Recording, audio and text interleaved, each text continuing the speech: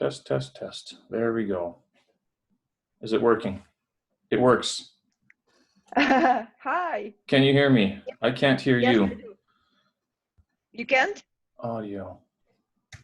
Is my audio? Your audio. Check your audio. Let's see. Okay.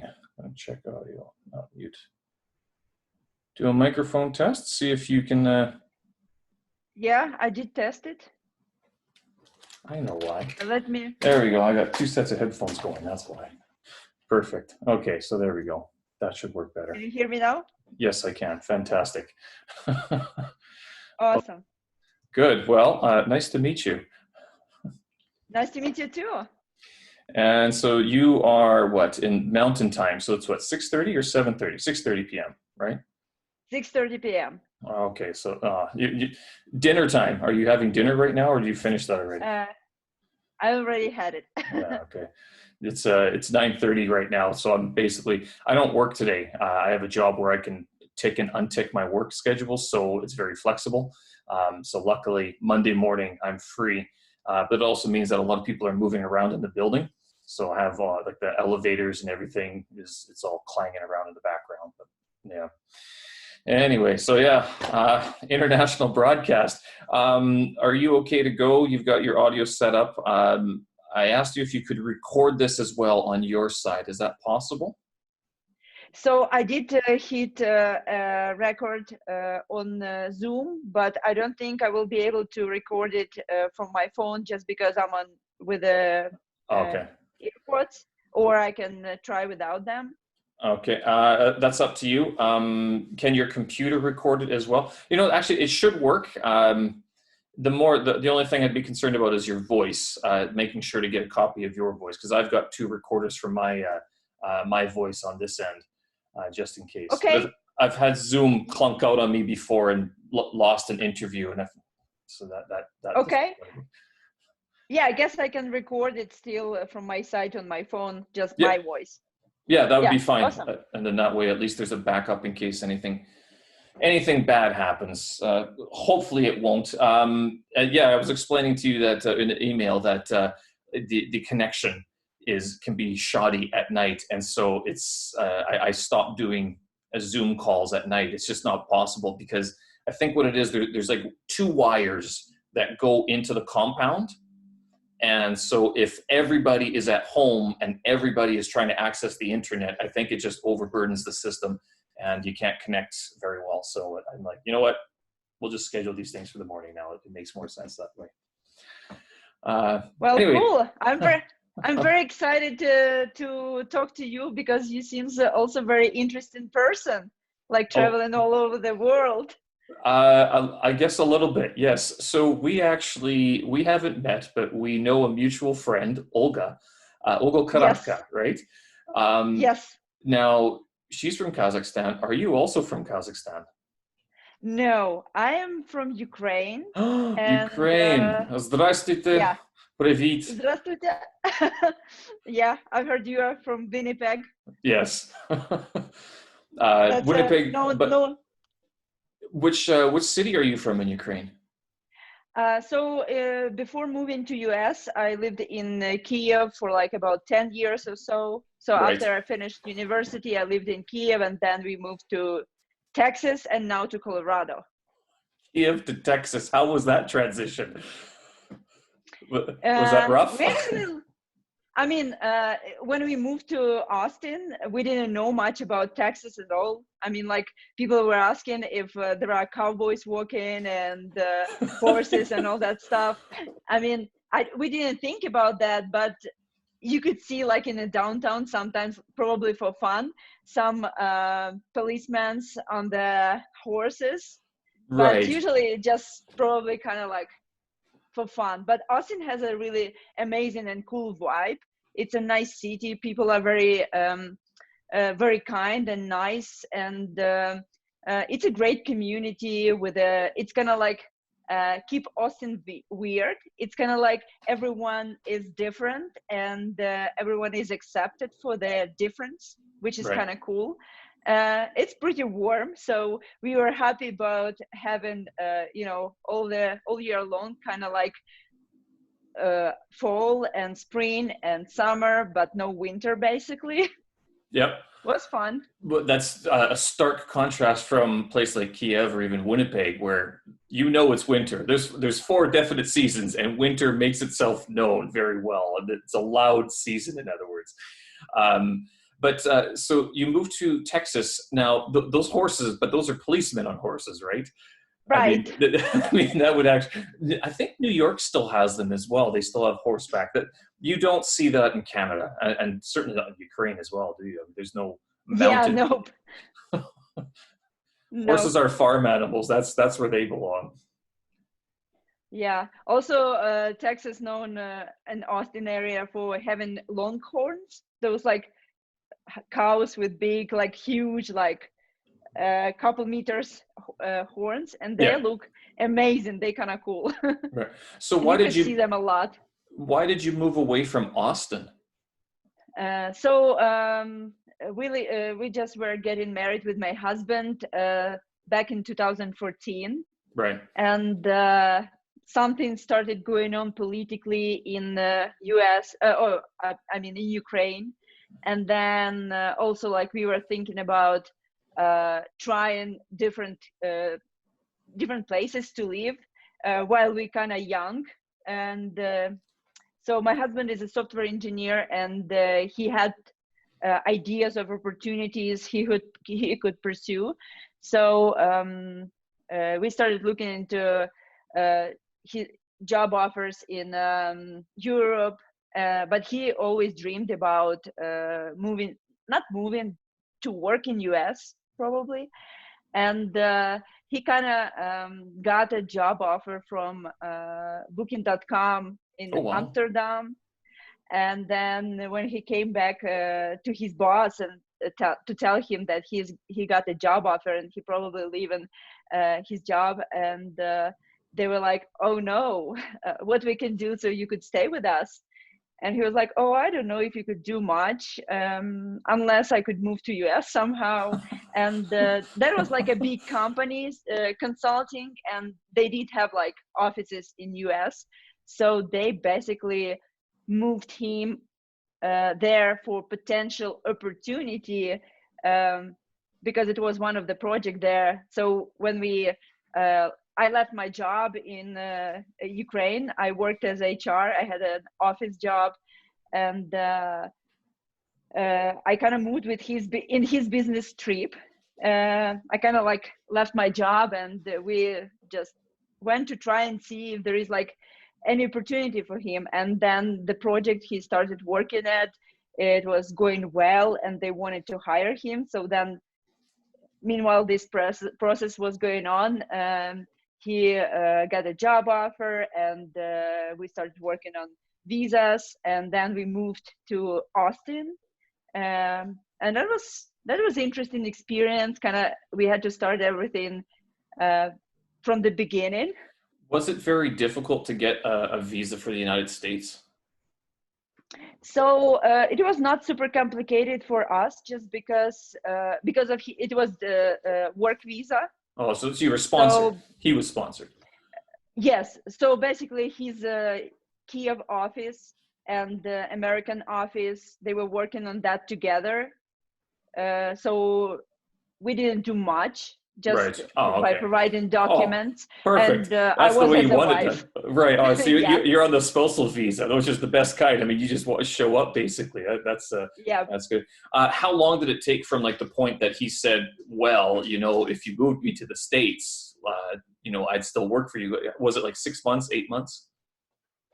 So he told that about his job offer from Amsterdam probably somewhere in June 2014, and on August 9 we already were in Austin. 2 months, 3 months. Yeah. But then initially it was kind of like a business trip, right? Which came into like long-term and transition to the visa. Right. Oh, so you changed the visa once you were in country, basically. Yeah, we had to come to Ukraine a couple times to get to the embassy, and then from January he started officially working there. You could go to the embassy in like Washington or even Austin. Doesn't Austin have a Ukrainian embassy? No, it's in Washington that we would have to go to, but uh, we had to go to Ukraine since we were on his business visa. Oh, So okay. I guess it was just legally that way, Yeah, it's the like to do dumbest it thing in the right. world to do that. For China, to get into China, it is when they hire us, they basically say it's 6 months from first acceptance of the job offer to processing to landing in Beijing. Basically, it's 6 months, and it can't be any. I don't know if it can be shorter, but and I'm not sure if it's maybe the same way in Ukraine, but they have a lot of paperwork, like actual paperwork that someone needs to take the red stamp, chop it, put the paper through, and then they have to photocopy it. Then they have to make like the carbon copy. And you're going, could you not digitize this? I mean, you've got AI and QR codes all over the place, but we're still doing this by paper processing. Oh, it's just yeah, it takes forever. It takes forever to apply for a Chinese visa. Oh, What I can't even imagine. was the United States the only option? You said that also Europe. I mean, wouldn't it have been easier to stay in Europe? I mean, and then you'd be closer to Ukrainian family and whatnot. Yeah, so I actually kind of wanted to live in Europe, and I was thinking the way you think, like closer to the family and to the friends. But his dream, my husband's dream, it was to go to US. Right. And also like when we started like researching like the salaries and the taxes and the benefits, and it looked like US was had so much better opportunities than Europe, like Wow. salary wise and the taxes, because like in Europe are pretty high taxes, and Texas is known for not having income tax. Right. So there is a federal tax, but there isn't now income tax.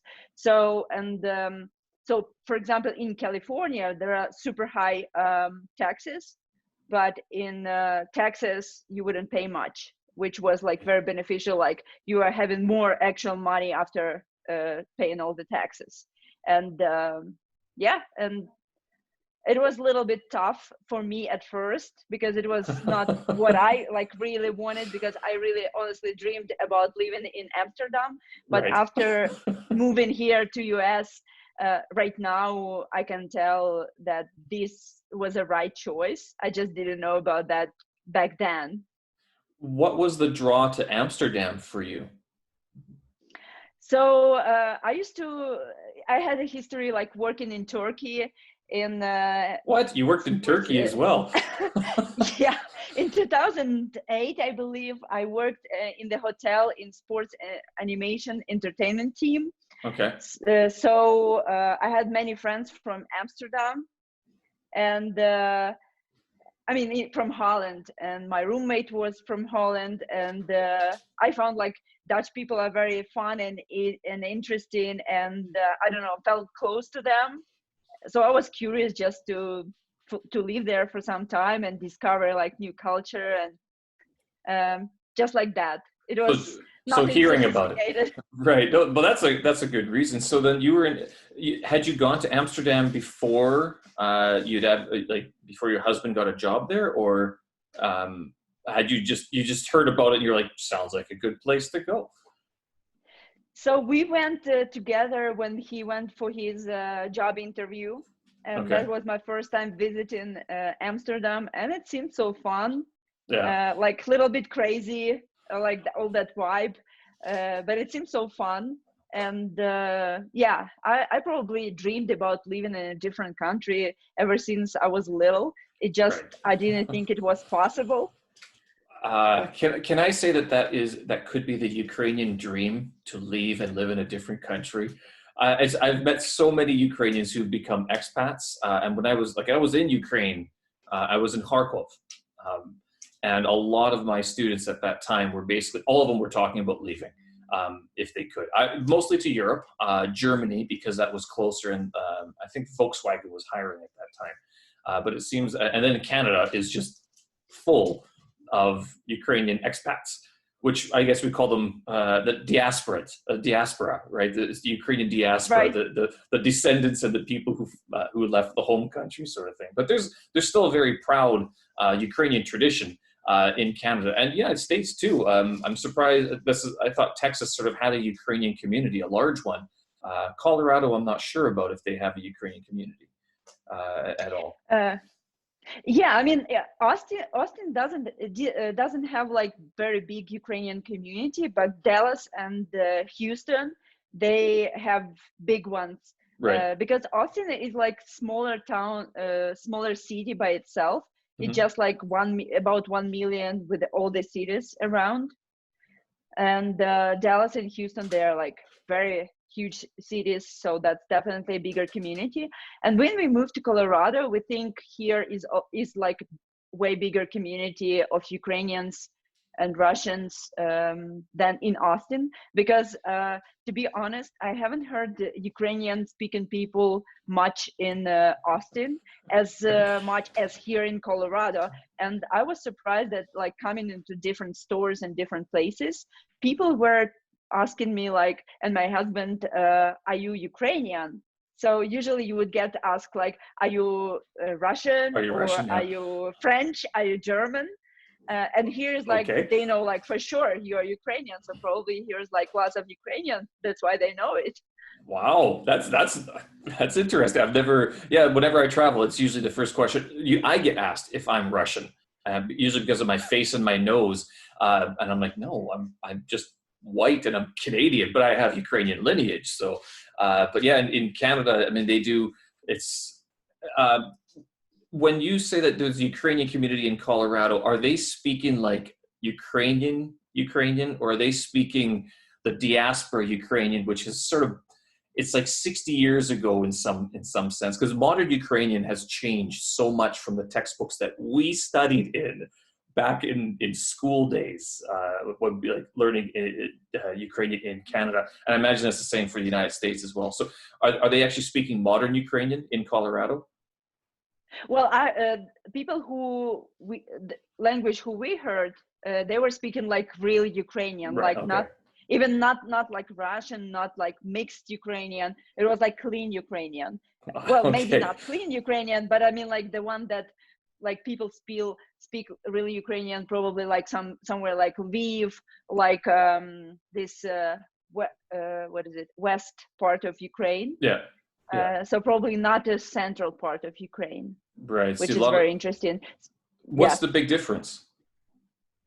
Well, in different parts of Ukraine, people speak different Ukrainian. It's kind of like probably like in US, people would, in different states, they would have some differences. But also in Ukraine, there is a very common thing that people would speak what's called Surzik. Yes. It's Sourcing. mixed Russian and Ukrainian. It's kind of like if you don't remember a Ukrainian word, you would just say it Ukrainian way, but Russian word, kind of like that. Yeah. Yeah. But they don't do that in So, Lviv. In Lviv, they stay strictly Ukrainian, or at least mostly strictly Ukrainian. If you drop so a Russian word in Lviv, they're kind of like they put off a little bit more. well, in Lviv, they would use more Polish into Yes, right. Ukrainian. So they can speak like Ukrainian, Mm-hmm. but between each other, they will not speak like that Ukrainian that they would use with other Ukrainians. Right. So, and if they will start speaking between each other, like I probably wouldn't get all of it. Wow. But Yeah, so in because that it will sense, be lots of like Polish words. yeah. But I've always, when people ask me the big difference between those major three languages, like Polish, Ukrainian, and Russian, basically, I explain it that Russians and Ukrainians can speak to each other. Ukrainians and Polish can speak to each other, but Polish and Russians would have difficulty speaking to each other. So they need a Ukrainian to sort of do some translation work for them, especially when it comes to reading. And like if someone were to read what the Polish people have written or the Russian people have written, because they use different alphabets. And I don't know, that seems to, am I wrong? Maybe I'm wrong on this. I mean, would you need a Ukrainian translator between a Russian guy and a Polish guy? So I would think that Ukrainian would be more unique people towards like understanding either Polish or Russian, just Hmm. because like most of the people would like see on TV like Russian speaking things. Yeah. Some people still, I mean, like for example, my generation of people, they were learning Russian at school. I was Russian. I was going to Russian school, Russian speaking school, which was Yeah. like kind of an exception. But most of people like understand Russian not just because they know Ukrainian, but because they hear it more. But Russian people probably would less likely understand all the words in Ukrainian because they don't learn They don't Ukrainian. learn the language, right? So, but also maybe they don't want to, Hmm. because you know, like for example, when I worked in Turkey and I met people from different Slavic countries, speaking people. I was catching up some things, like even though they have like different language, like Slovenian or like from Bulgaria or somewhere else, like Yeah. you would get some little things because Right. some words are similar. But also like you are probably right that Ukrainian language definitely closer to Polish than Russian. Right. No, you're right though that the Ukrainians have studied probably more languages out of necessity than like Russians would have had to. Because for Russians, I mean, they either speak English, well, they speak German as well, and then French. They had a proud French, who was well, Stalin and Lenin. They all went to Paris, didn't they? They studied French for a while. So there was like Russian draws a lot from the French language, whereas Ukrainian, I mean, and Russian share a lot of similarities in that sense, in terms of vocabulary and whatnot. One thing I've always, when people say that or ask me about my Ukrainian or even my very terrible Russian, they're always put off by the language.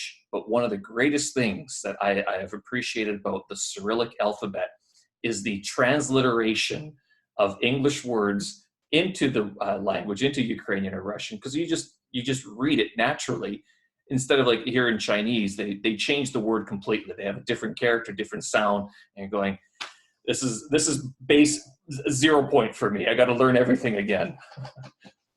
Yeah, I read one of the your blog post about Chinese and how you explain like several words, how you mix them, and Oh, they like have totally different meaning.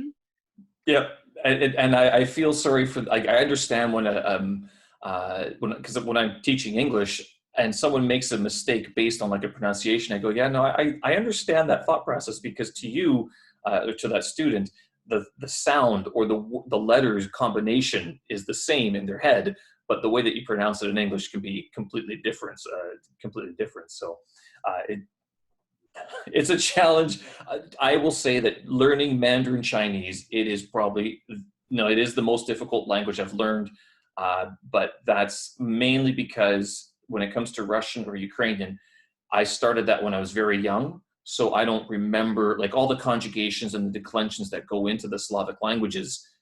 I mean, I was exposed to that very early in life. So when people try to pick it up later on in life, they're put off by that massive grammar database that you have to learn in Ukrainian and in Russian. How many languages do you speak? I speak one, and that is English. It is the only language that pays me money. It is the only language that I practice on a daily basis. I am studying Chinese, but it's terrible. And all the other languages I've studied, but I'm not very proficient in any of them, very, very sadly. But you're proficient, you're fluent in what? Russian, Ukrainian, English, anything else?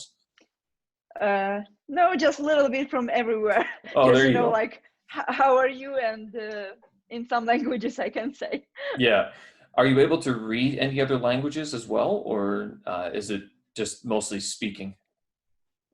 So I mean, like reading in getting sense, probably not. Right. Okay. But like how to pronounce, yes.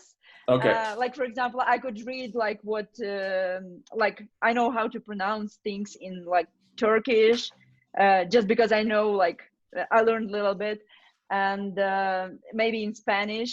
But Right. yeah, I don't speak much those languages.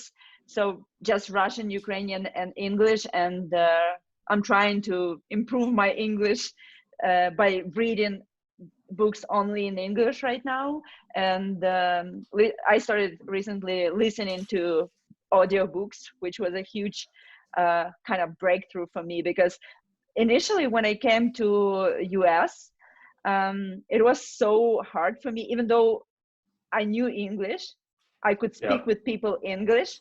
It was different in the US, and also it was hard to like get to hear like what they're saying.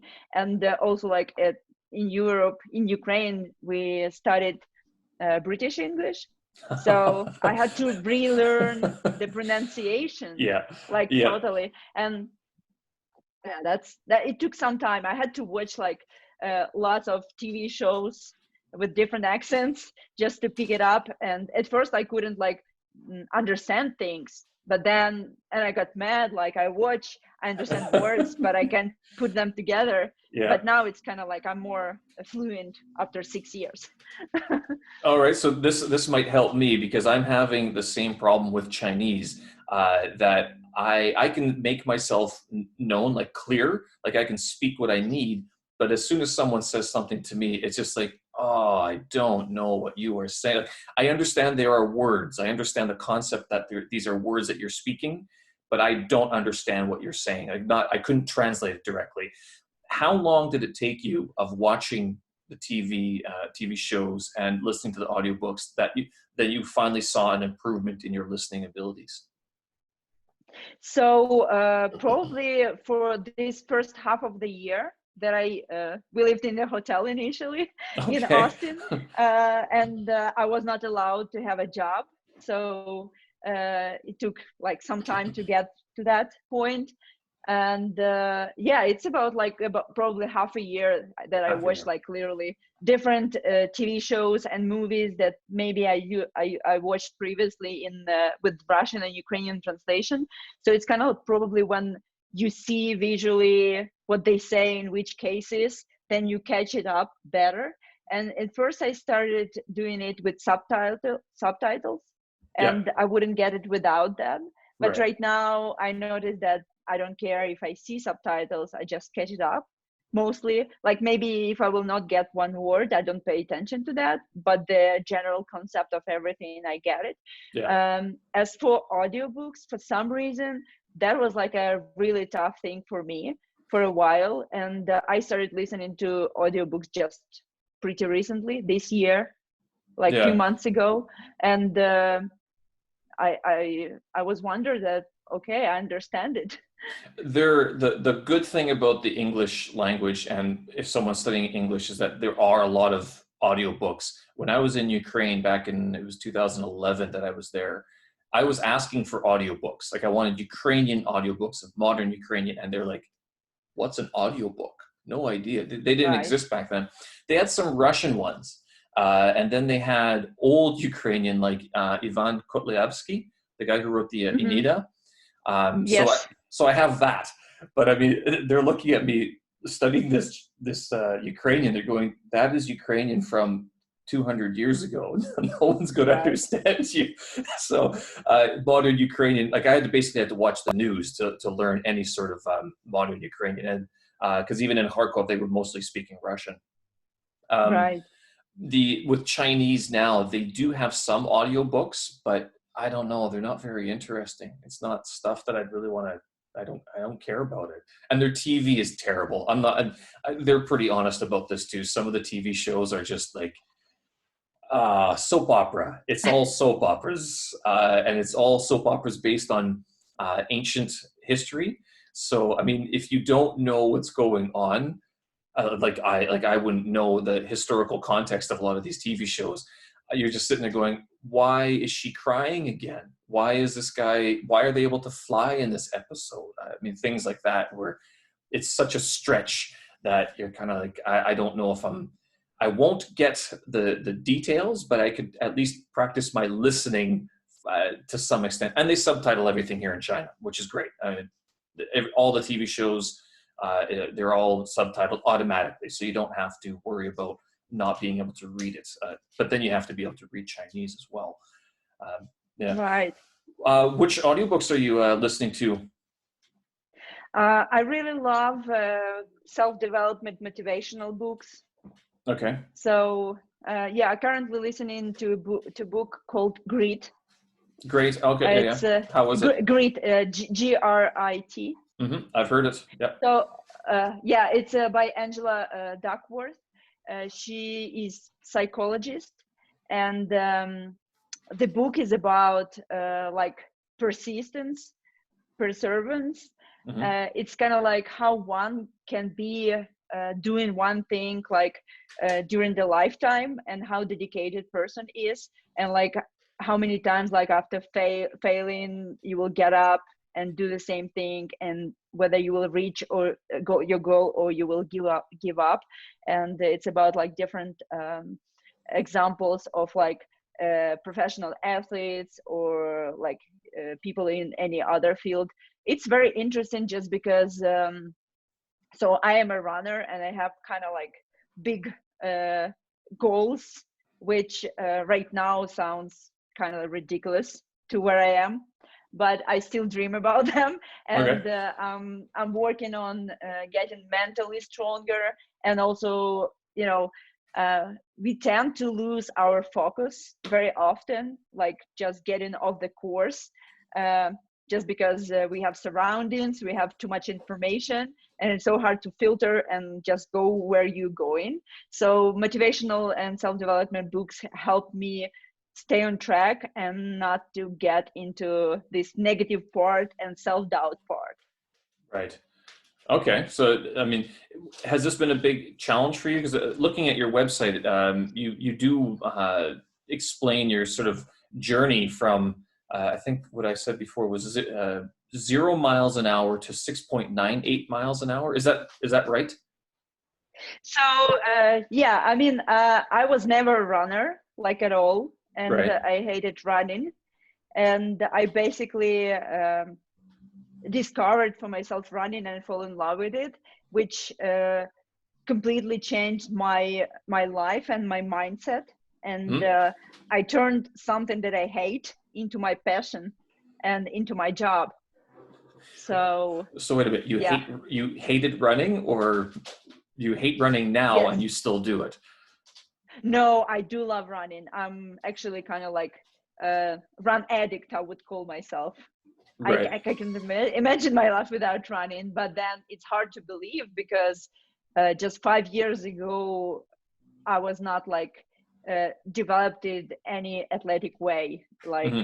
I was, I was dealing with different kind of issues. I was thinking about how do I lose weight after I started eating all that amazing food in US, and Right. how do I get back to normal sizes. And running was one of the things that I did out of being desperate, just kind of like, okay. And also like it was fun to try something that I really hated and I failed so many times. And I thought, like, okay, maybe if I will invest in a good pair of shoes. And also like my husband told me that I was doing everything wrong. I was just, you know, sprinting all the time instead of like jogging, Right. because at first you need to start jog and then get into the running. And then when I discovered that I could run for 20 minutes, that was like, oh my god, all my life I couldn't do that. Maybe I could do more and more. And then when I hit my 40 minutes, I was like hooked, kind of like, okay, what if I can do those 40 minutes faster? So I started training for like improving like speed, and then I got to the like longer distance, and then that's way somehow I got into the marathon, Oh, wow. which was like completely like mind blowing for me, and I couldn't believe that I did it. And also like running kind of like opened for me a totally new universe, like what I am capable of. And it's kind of like I have superpower. It's like uh, people think that you cannot do certain things, but then when you start doing them, like step by step, little by little, it's eventually you kind of can reach any goal you set. But you weren't running in Ukraine or in the other places that you've lived, have you? I mean, it was only once you got to Now, Austin, basically. right after about a year living in Austin. So can we interpret this metaphorically? You wanted to run away from something in Austin, or what was it? You were running away from home? I mean, is there some sort of philosophical debate here or something? But I guess in Ukraine, you just weren't in that sort of circle of people, or maybe that just you hadn't been raised to go running, or was there any sort of athleticism in your family before that? No, and actually, so I had a really bad memories with running, and just ever since I started going to school. So I was never good in anything like longer than 100 meters or 200 Right. meters. Yeah. So sprinting was fine. It was nothing sophisticated, and I was doing fine with sprinting. But then when they tell you like run 1 kilometer or like run 2 kilometers, I was walking just because like I was out of breath, Yeah. and with this metal taste in my mouth, side stitch, and I was hating it, and I felt myself like a loser because everyone could do it and I couldn't. And I was like walking around like I was not good enough, you know. And all my life I carried that I'm not good enough in running. And I tried to run probably at university, at college, and it never worked out. So it never occurred to you just to start, like, get a pair of shoes and just walk faster or jog? I mean, you were always of the I opinion that, tried. oh, okay, and it just didn't work out. You couldn't do it. It didn't work out. It was the same thing. I was like, I was just doing it wrong. I was like going too fast. And then, of course, right now I understand what was happening. But back then I didn't know that I was like, just like using all my energy, and then I didn't have it anymore. And then I Right. couldn't run, of course. And also my system was not ready because you need to work on it and develop it. And yeah, in Ukraine, people would be more like, okay, let's go have fun, go to discotheque or like have a drink. And like drinking alcohol, it's kind of like was a big thing for me and for like many people in Ukraine. And yeah, so right now I don't drink alcohol and I don't smoke. So that's Oh. also like thankfully I have to be grateful to running. So running saved you from this. Yeah, I'm in Ukraine. It's actually, I do have to say though, when I was in Ukraine and I was teaching English, it was me who was drinking. It wasn't my students. My students were like, Wow. no, we no one drank vodka unless it was a special occasion. And I grew up thinking like, no, that's all Ukrainians drank. But then they were like, yeah, we'll have a beer or maybe two every now and then, but not very, like, no one was drinking all the time. None of my students were. It was me, the English teacher, who was like, yeah, let's go to the bar. Yeah, yeah. So, but that, I mean, actually, you made this comment before about people asking you about the Cowboys in Texas.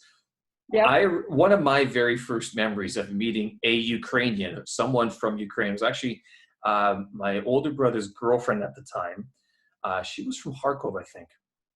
And when I first met her, um, I was asking her about Ukraine, and this is when I was a teenager, so in high school. I go, so wait a minute, do they wear Ukrainian shirts all the time in Ukraine, like the embroidery? Uh, um, what's the Ukrainian name for it? Not the sharavara, that's the other part. Vyshivanka. Vishivanka. And so I'm like, yeah, do they just wear these embroidered shirts? And she looks at me going, what? Are you serious? Are you actually asking me this question? No, we wear normal clothes. Adidas, Nike, black shirts. They're fine. Yeah, so culture shock there. Oh, Stephen, you should know better.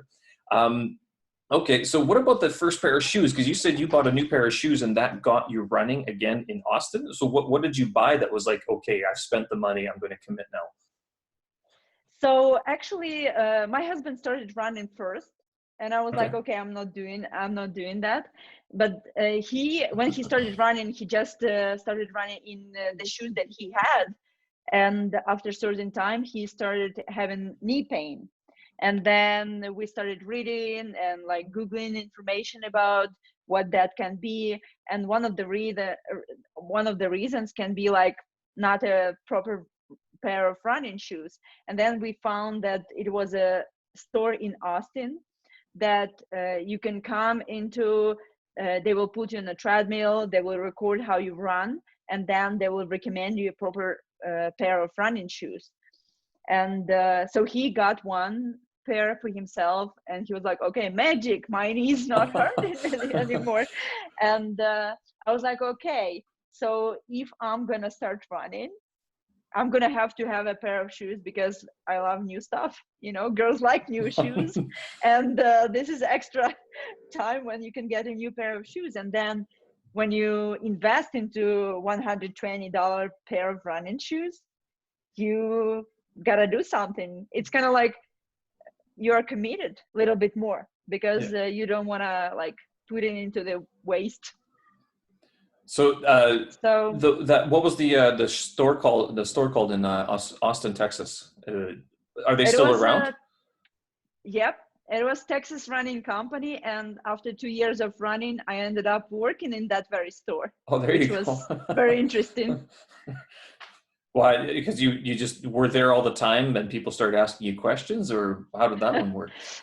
They had a running club over there, so it's kind of Hmm. like once or twice a week you would come and run with running group, and that was kind of like fun to socialize and meet some people. And back then I was pretty new to running, and then at certain point when I got work permit, and also I've been looking for a job for a while and I didn't have any luck, and Right. then I gave it up to look for that office job, and I started going to community college and learning English, and then also I took certification for personal training.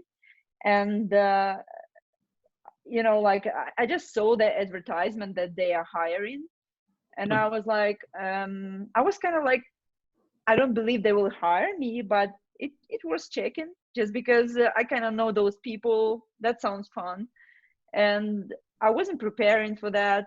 I just stopped by and I was like, okay, I saw you have an advertisement that you're hiring.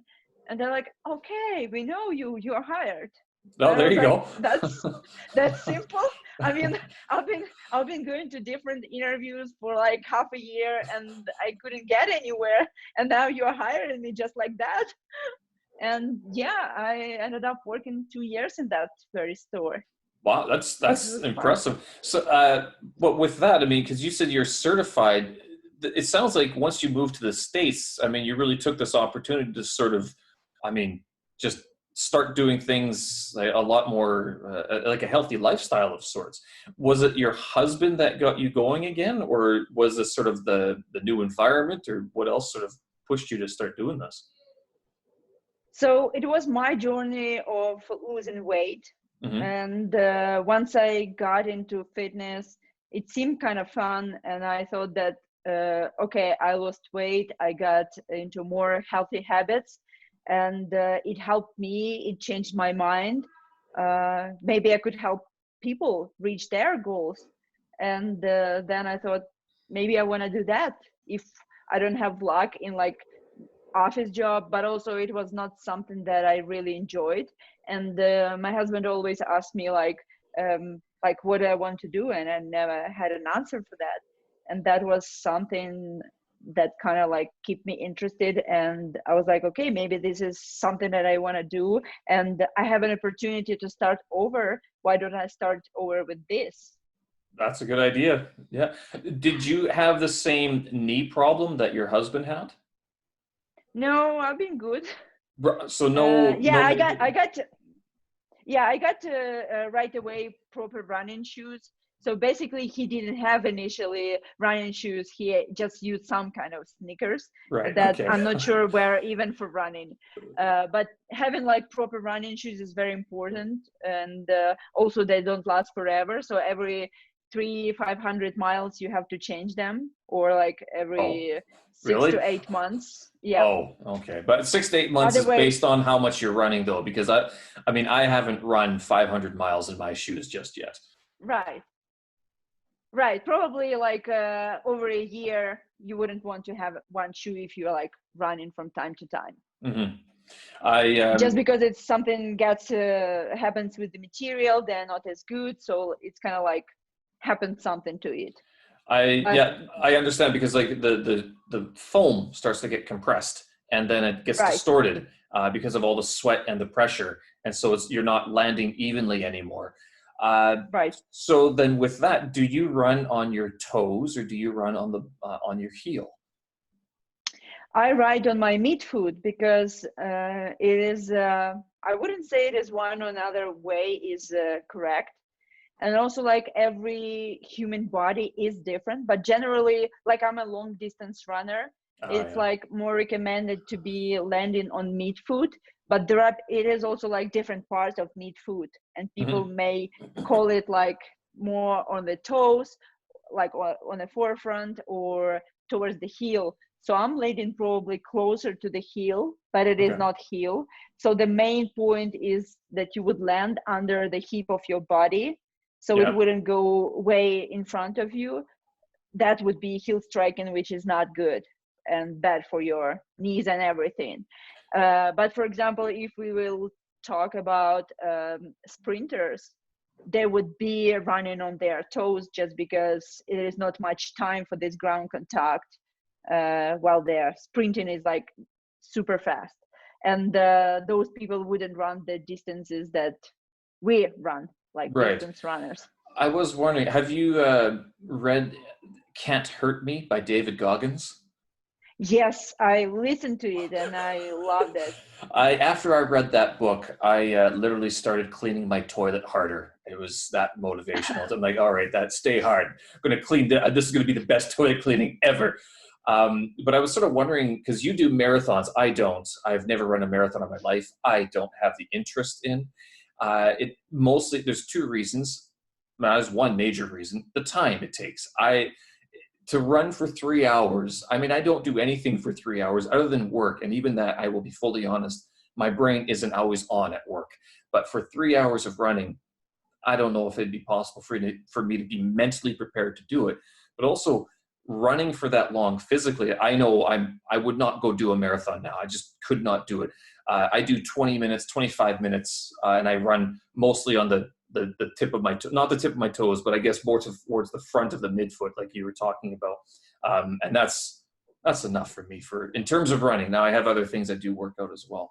But for you, I mean, how do you pace yourself for your marathons, not just physically with your feet, but then 3 hours of running? How do you do that?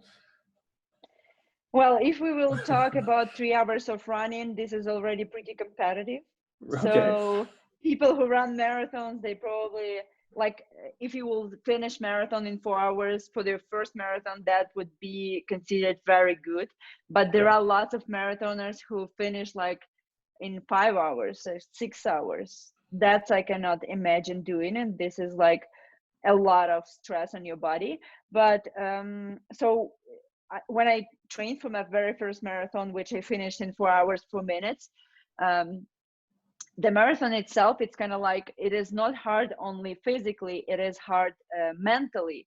And while you are training and increasing your distance, um, it's kind of like your mental work as well, like Hmm. time on your feet.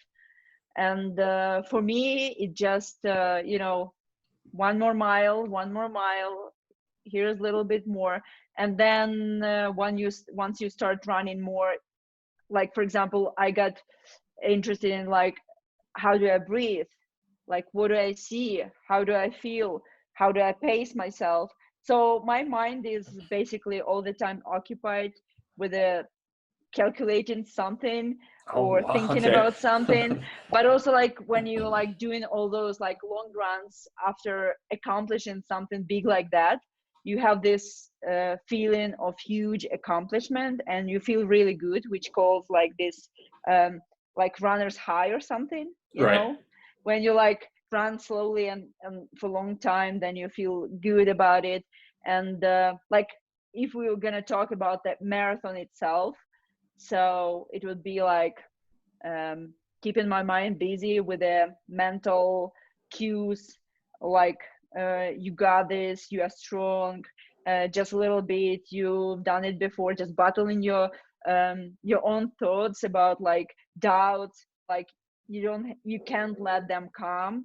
You try to memorize your plan what it was initially, like stick to your, like look at your watch, see how you pacing, are you not going too fast? Because if you will burn energy too fast, you will not be able either to finish it at all, or you will slow down a lot, because the energy is changing, and then your body getting tired, like some of the systems shut off, and then basically all the blood goes into your legs and go and out from your brain. you're And not thinking anymore. yeah, it's mentally hard thing, but once you finish it, it makes you feeling so amazing, like, oh my god, I did something really cool. And then it opens up like, okay, maybe I can do something else bigger, So, and okay, so not you're just running the in running. marathons.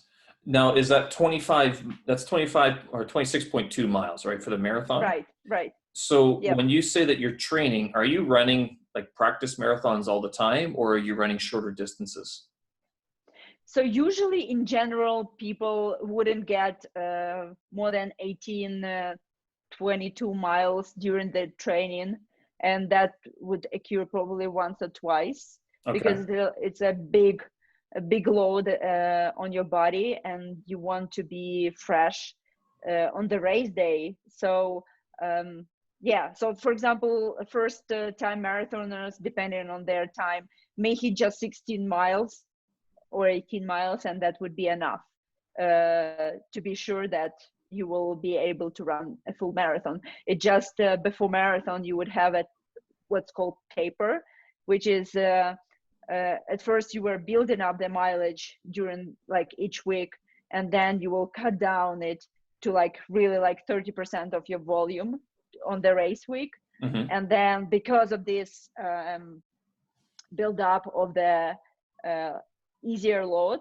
you will be able to do a superpower on the race day. And usually you can run way faster than you ran during training. Well, yeah, is that sort of the pressure, or like the enthusiasm of being part of the race that sort of pushes you to run faster during the actual race itself, or is it just because you're like, okay, it's now go time, this is what I prepared for? So initially you would think about what is your goal, and you would train closer to that. But on the race day, you will have those like endorphins, adrenaline, and also well-rested body. And your body, you kind of like trick it that it doesn't know that you will be going for 26.2 because you've never done it before, right? I'm not And telling you what we're then going to do, you're but we just, know what's going to do. yes, you are kind of like tricking your body, but also like it has to be meticulously planned, like when and how you will execute it. Because for example, you cannot do like the most common mistake of many marathoners, like as well as professional ones, that they could burn like all the energy in the beginning in first 10K, but everyone says that the real race just starts at the last 10K.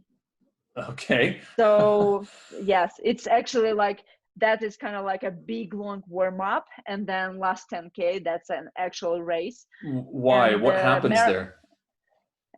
it's the energy in the body switches to different ways, and anything unpredictable can happen. Like your body is very tired, Mm-hmm. and how you will handle it, and what did you do before, like is your fuel tank full, or is it already emptied because you used too much calories, energy on your like previous miles? Are you fueling your body enough? Do you have enough water? It's if you will dig into it, it's very complicated. It is not as easy as it seems before, It and I sounds, definitely didn't know a lot. yeah, it sounds, when you're describing it, it sounds more like a Formula One car, like these sort of Daytona races, where they are always switching out tires. They're monitoring everything, like the fuel. I mean, in terms of how fast they're going, how fast they're taking the turns, and all these different, the type of oil that they're using in the engine. I mean, it sounds very similar to what you're describing here. So, what are you eating? Exactly. What are you eating during these races to keep you energized? What's your like your marathon food intake like?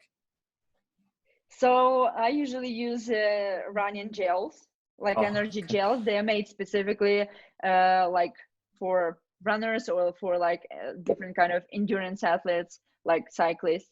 It's so this is like a liquid gel with a like mostly with a maltodextrin with a like more complex form of, of sugar that will it will kind of like get you energy but not as fast as the pure sugar itself. Hmm. And it's kind of like usually you would take it like every 45 minutes. That's what I use, but there is right now there are so many different other ways of like different kind of nutrition, like liquid ones, like for example it's very popular among elite marathoners. It's called Morton. It's the fuel that used I don't know if you heard Kipchoge. He holds the world marathon record, and he also he did break 2 hours marathon, but supervised.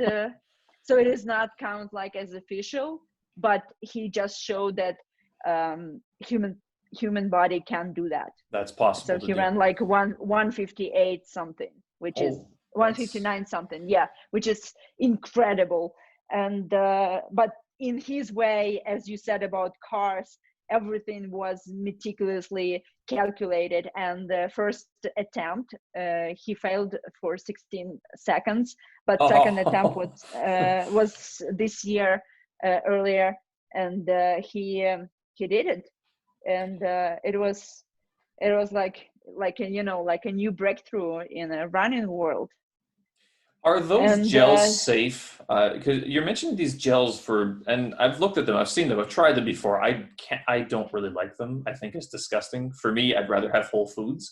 And I used to try whey protein as well, like creatine, and I've stopped doing that. I've always gone through, I guess I'd be described as a natural athlete sort of thing, because I don't take any supplements. I just finished trying BCAAs and L-carnitine for the first time, and I was like, I don't really need to have these. But with these gels, I mean, what else is in these things? Are they pure, or is there what should someone be looking for when they're looking at these gels to if they're going to incorporate them in their food intake?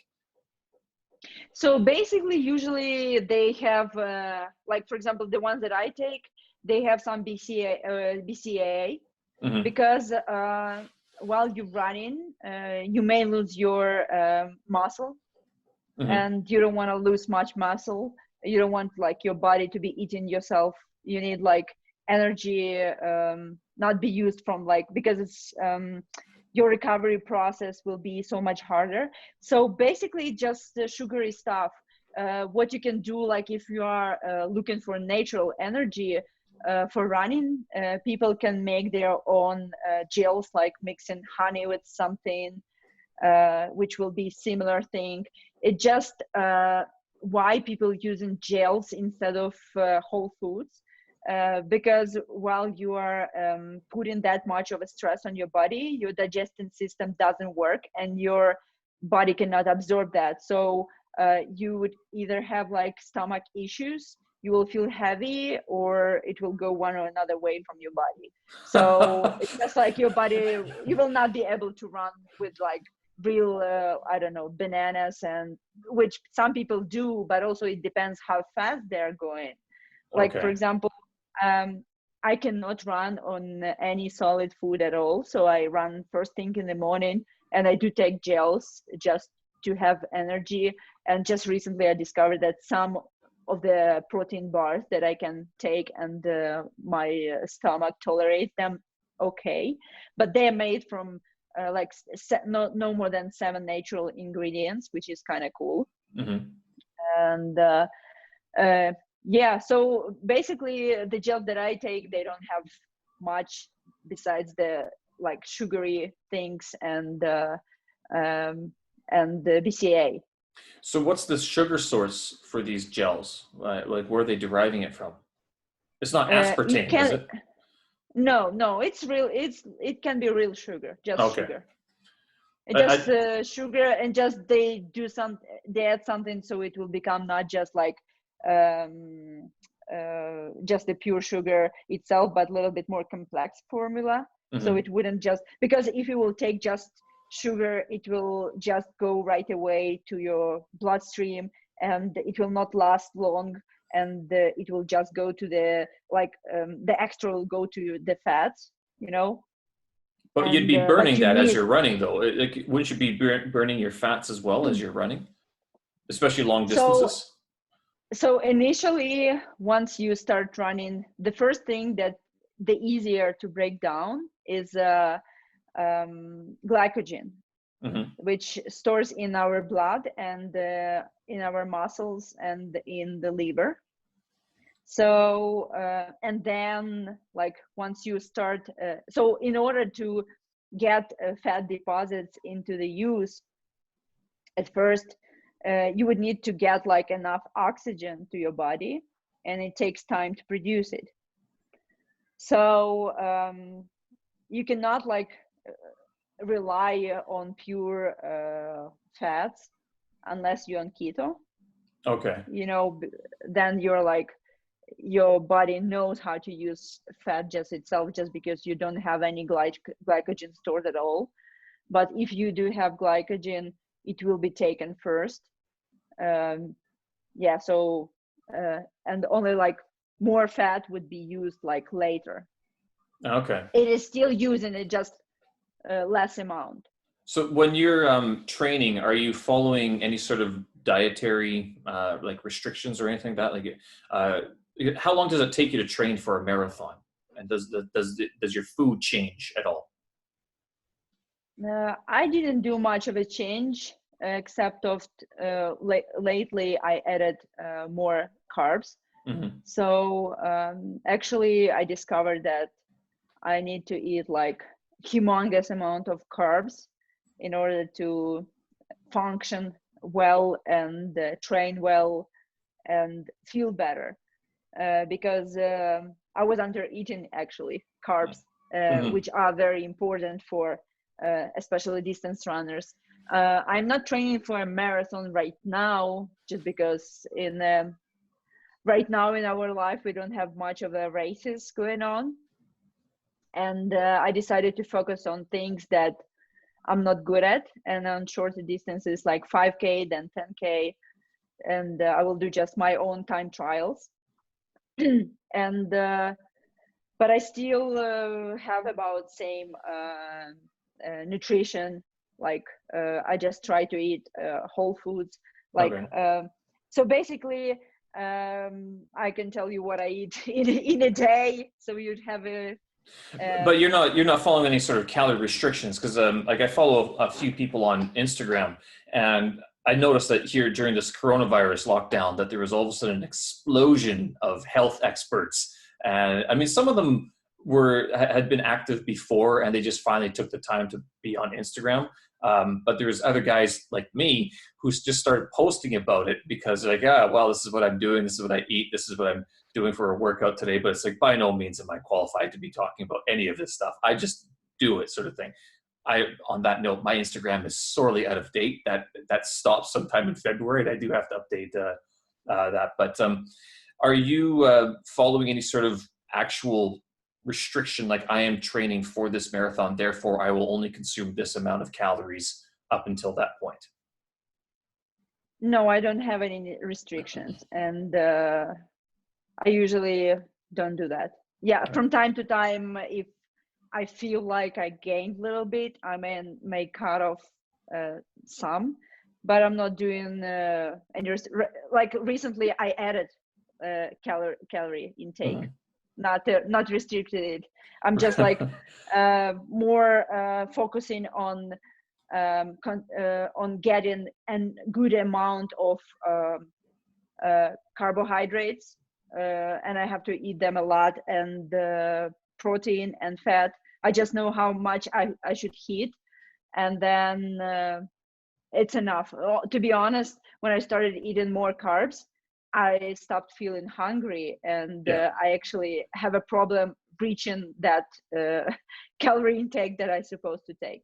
It is not like much of a goal of a calorie intake. It's just what I calculated based on the macros, Right. which is Okay. like how many carbs I should take and how many protein and fat, and altogether it makes this calorie intake. So what's your what is a day in eating for you? So usually I would just take some gels or this bar before my run, and then right after my run I would have a protein shake or smoothie with protein and banana. Mm-hmm. So the point is to replenish with the carbohydrates, the glycogen storages that I used, and to give my body protein so it will rebuild my muscles that are teared, because like every time you use them, they kind of like a little bit breaking down. And then in about hour or two, I have a proper breakfast, which is about 2 servings of protein pancake mix. Okay. And with lots of blueberries and a little bit of sour cream. Then I will have probably a lunch, like 2 serving of some of whole grains like bulgur or buckwheat or pasta with or without meat, with veggies. Mm-hmm. And maybe some snacks during the day, maybe apple, some nuts. And then in the evening, I would have something similar to the lunch. Okay. What time do you finish eating? Do you have a cutoff time, or that doesn't matter to you? I just try not to eat about 3 hours before I go to sleep. So probably Right. I stop eating around 6, and I try to go to bed around 8 something. Right on. Oh, wow, eight Uh, something. You're okay. So what time do you get up in the morning? right now about 5:30, 5:30, 5:30. sometimes earlier. I usually don't use alarm. I just can wake up by myself. It just lately they changed time and it's so dark. Oh It yeah, doesn't make yeah. sense to me to wake up like at 4. But during summertime, I wake up like at 4. Right. I tried to get up at 5:30, but with this recent the end of daylight savings time, I can't. It's just too the shift from Beijing to like North American time. That 1 hour means that there are some things I can't get done at night before I'd have to be in bed in order to get up at 5:30 Beijing time, because Beijing doesn't do the daylight savings time, so our time is constant. And I also found that I think 6 o'clock is just the earliest I want to get up that I can get up. I get up at that time, alarm clock or no alarm clock. I'm up 6 o'clock, and I do. I don't go for runs. I used to run in the morning back in my younger days, in my early 20s. That has ended. I now do. I just get up and I stretch. So basically, I get up. I have a bunch of hip stretches because I have hip problems right at this moment. Probably because I wasn't stretching properly in my 20s. And then I also roll. I have this foam roller that I roll everything. So that sets me up for the day pretty much. But yeah, I'm not in bed until about 11. 11 till 6 is my sleep time. That's people who get up. Some of the people I work with, they get up at 4:30 or 5 o'clock and they're going for runs. I'm like, nope, can't do it. Can't do it. How long do you run in the morning for? What's the duration? It's different every day because I am following a training plan, and training plan can change throughout the year depending on what distance I'm training for and what phase of the training I am at. And so it can be as little as 45-50 minutes, and it can be as long as like 2.5 hours to 45. But In the this would morning? be like Not eating? uh, You run for 2.5 hours in the morning without eating? yeah, with gels. With Okay, gels, and I make sure I eat enough to like the day before right. and the week before. So if I'm fueling my body, I do have like all my storages full. Okay. And yeah, you know what? 45 minutes, 50 minutes, that's not it sounds like a long time, but if you do that first thing in the morning, 5:30 to 6:30, or even done by 7, then you still have that rest of the day, which is what I appreciate about getting up early, is that, you get up, you do those things, and then you're done with it, right? You can go on to the rest of your day sort of thing. But you run in the morning. Do you ever, what do they call it? The two-a-days? Do you ever go twice a day if you're ever training for something? This thing is kind of new to me. I did like couple tens of times, not a lot. During this summer, I have done few times that, but it is not something that I know how to do it properly because of the nutrition. I feel so heavy, and Okay. it's hard for me to run in the second part of the day. So when I will be getting into it again, I need to figure out that nutrition thing. And I would think the days that I would have to have a double runs, I would have to have like lighter food, like nothing heavy like meat.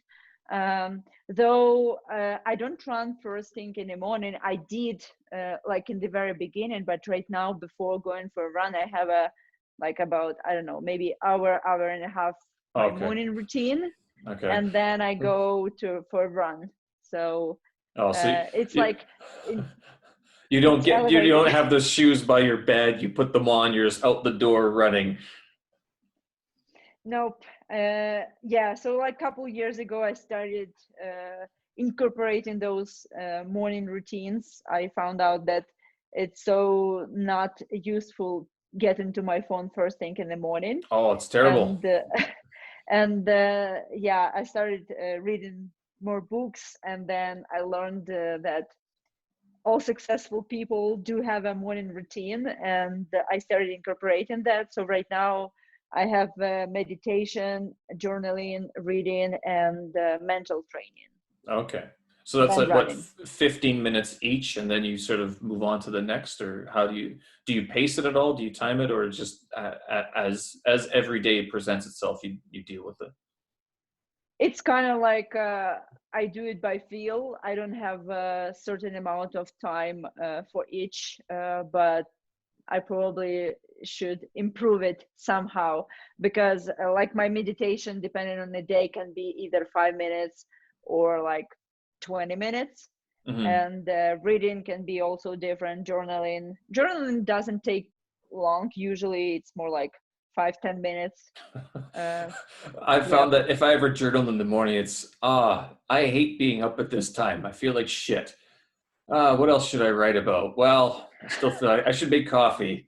So I stopped doing that because like these, unless there's something burning that needs to get out, which sometimes there are, and it helps clarify your mind. But sadly, I don't sit down and journal as regularly as I used to during COVID lockdown. But that's because work has finally started up again.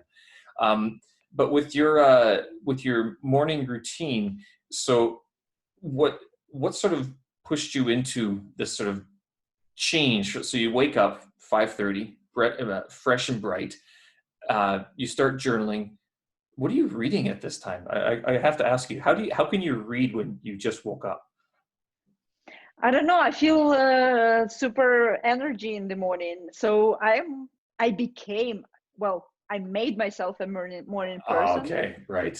And it's kind of like right now, since I wake up not with the alarm, just by itself, Yeah. just biological clock, I feel the most amount of energy in the morning.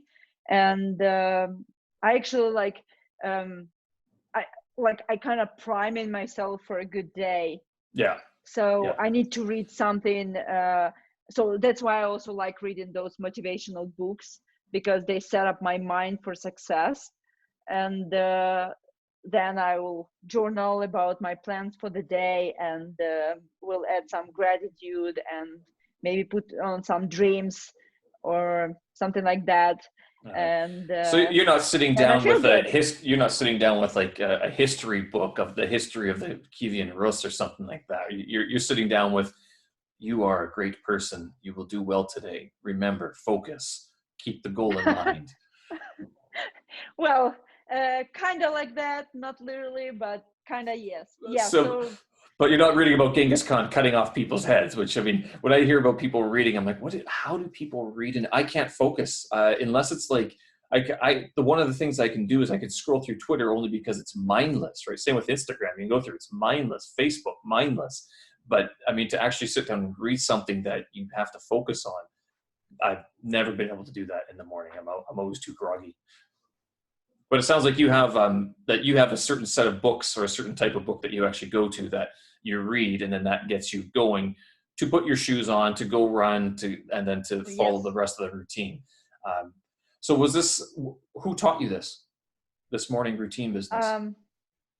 So initially I read a book probably. So no, I think I went to a conference for fitness trainers, and then I happened to be on the speaking of one of the great American trainers, Todd Durkin, who is also a motivational speaker, and he had like incredible amount of energy, and he shared about this that he wrote a book, the Vow book, and I was like, I like this guy. I kind of like interested to read his book.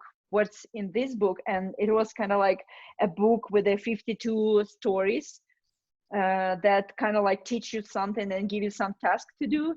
And from that book, I learned that it is better to use your morning time in purpose, because like first hour of your day, what you spend on, it's kind of like affects what you do throughout the day and how your day goes. And then he said, like, you gotta like read something or listen to the podcast, and you have to journal. And then I started doing that, and then I started reading books. And once I started reading books, I discovered this miracle morning book, and that was Okay. like literally explaining all the morning routine, which I started incorporating. And right now it's like every other books of those successful people, they say they do some kind of morning routine, and which is pretty much similar in many people, for Right. many people. Okay. So yeah. Yeah. My morning routine during COVID, I liked it so much. I didn't like going back to work, but my morning routine was fantastic. I would get up at like 5:30, 6 o'clock. I'd do my stretches, go for my walk, come back. I would sit down. I'd do an hour of Chinese. Actually, before that, I would make myself breakfast. So I'd listen to Chinese. I'd make myself breakfast, sit down, have my coffee, do another hour of Chinese. And then only after that, I would start doing any of the other things I needed to do. But my studying Chinese was my running. I used to walk and run with Chinese, but then I'm like, now my brain's trying to go in too many directions at once. It's too much. I have to. So instead of meditating, what I did instead is I just started cutting out certain things. I separated them. So instead of trying to listen to Chinese at the same time as running or walking, I'm like, I'm not going to listen to anything while I'm walking, and spend 15 minutes just in silence rather than trying to multitask all the time. And I found that helped a lot too. That gave me, I wasn't anxious trying to always get something done. It's, I don't know. Do you ever get that feeling that you always have to, that anxiety is like, I'm not doing anything. I have to do at least 3 or 4 things at once in order to feel productive. Yep. I just recently listened to the book called Essentialism, which kind of like pointed out that whatever task you are having right now at hand, you have to be completely like be present in whatever you're doing. That multitasking, it's kind of like possible, but multi-focusing cannot be possible. So it's kind of Yeah. like you cannot do like efficiently one thing. So if you're like watching TV, you should be watching TV, not like scrolling your phone or reading something along the head or checking some reports, how people Yes. do. So it's kind of like you have to have like, so it makes total sense, like walking in silence. It's great. Do you do anything to boost your mental ability, like your mental, like my big thing with focusing on nutrition was more that because of the morning routine, I didn't want to intake much more caffeine, because when you intake too much caffeine, like you can't sleep well. So the whole idea was like, I want to start, but I want to drink caffeine because I love coffee. But then I wanted to be able to sleep at a certain time, 11 o'clock, 10:30 p.m., and then rest well, and then get up and do that again. So what I started doing is I started incorporating fish oil and coconut oil were the 2 things that I've added to my diet that I found, some people say they don't work, but I find that I'm just a little bit more, I don't have as much brain fog as I used to when it comes to getting up earlier, and I don't have to rely on coffee as much. I stay away from green tea. I tried green tea, the matcha powder, couldn't sleep. It ruined my sleeping schedule. Can't do it. So do you do anything to sort of help you with that mental aspect, not just, I mean, for running, but also in your day-to-day routine and business? I do take caffeine in the morning in the form of sports drink before my run, Okay. but this is a part of my routine because it's some delicate question that you need to empty your stomach before you go on a run. If you go on a 2-hour run, you gotta be like ready for that. You don't want to go crazy and look for stops. But Yeah. this is like something that people do, like runners do, and I didn't find out any other way that worked for me. So Okay. that's the only time probably that I take a lot of caffeine, and that would be early in the morning. But then throughout the day, I'm not a coffee drinker, so I love tea. So I can have tea like probably throughout the day if I want to, but it depends on the season and time. I just try to be more conscious not to take caffeine like after 2 p.m. Yeah, that's the cutoff. That seems to be the cutoff that's Yeah. promoted these days. And yeah, I do take some supplements like to help me with the sleep because I'm not a really good sleeper. It's a combination of, I don't know, thinking too much and also like all the stress that I develop with the amount of training that I do. Right. So What supplements do you yeah. take? I do take ZMA. This is like zinc, magnesium, and vitamin D. This is Okay. like one supplement. Then I read and listened to one podcast that said that glycine is a supplement that helps regulate your body temperature throughout the night if you have these hot flushes. So it's kind of like you wouldn't wake up because of that. Yeah, and yeah, that's kind of that I tried. So it is not like every day I take both of them. I just regularly see how I feel, but usually it's I feel good if I have consistently about 7.5 hours sleep, which is wow. not enough for me as a runner, but it is. I feel like if I sleep longer, then I would have couple sleepless nights later. Yeah, So I've found that, especially on weekends, if I don't have that, if I don't keep that routine of getting up early in the morning, I just go alarm clock free. If I sleep 8 hours one day, all of a sudden I can't get to sleep that night, and then it just compounds itself. I'm like, no, I gotta restrict myself to 7 hours on the upper end, and then nothing less than 6 hours. I can still function on 6 hours and 5 hours, although I've noticed that I'm cranky. Although some people that know me might say that I'm cranky all the time, but 6 hours, 5 hours, 5 hours is rough. 6 hours is doable. 7 hours is appropriate.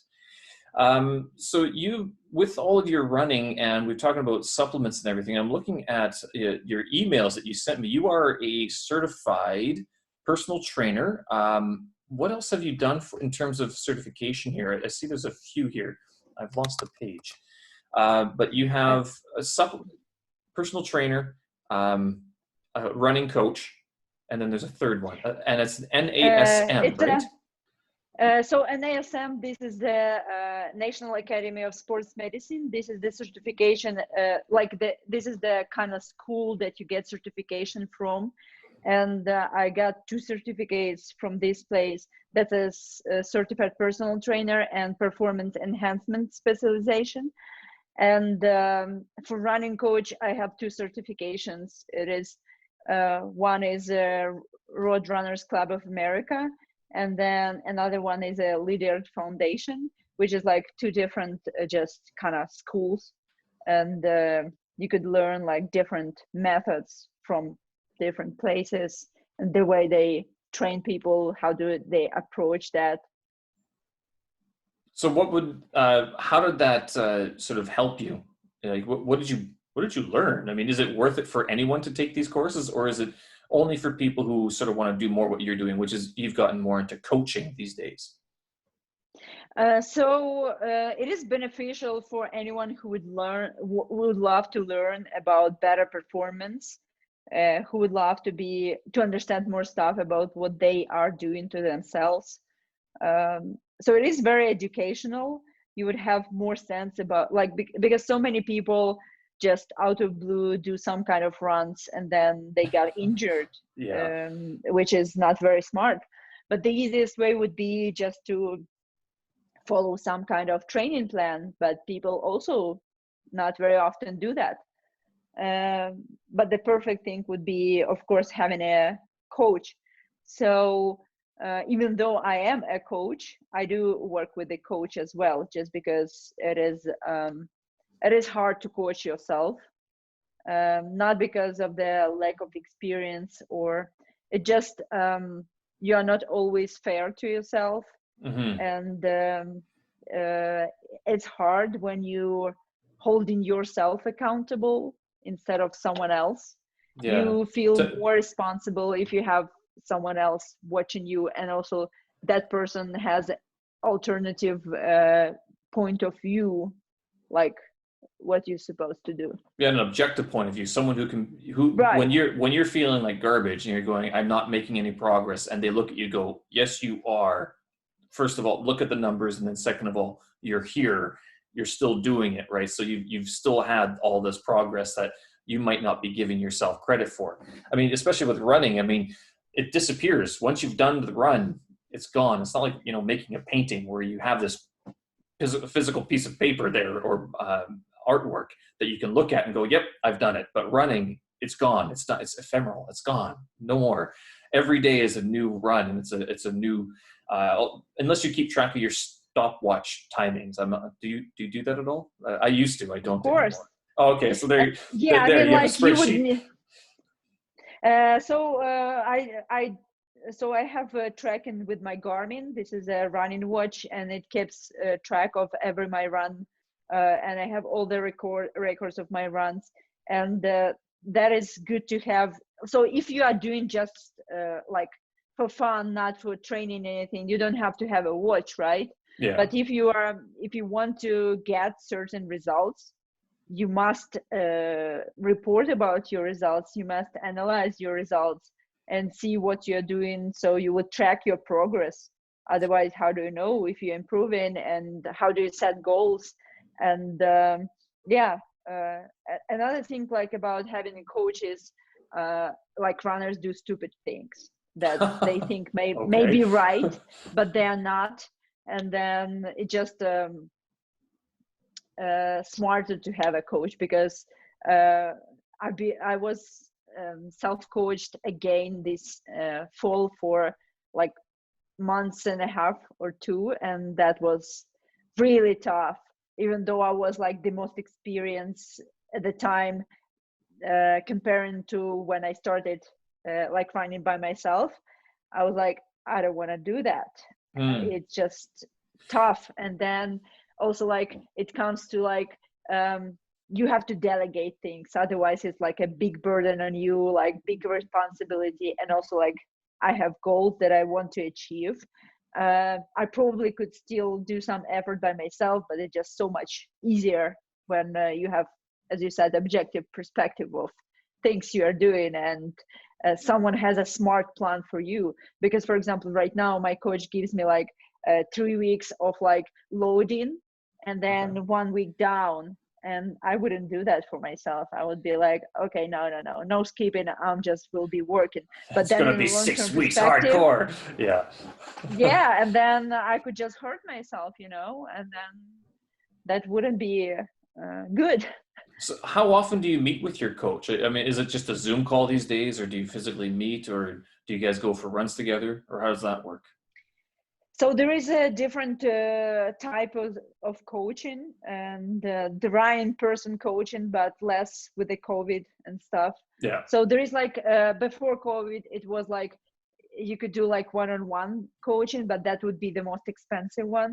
But then it is like group coaching, which would be very common. like running groups. People would meet with a coach. They will tell what to do. They will run, report, and then also he will be given like training plans online.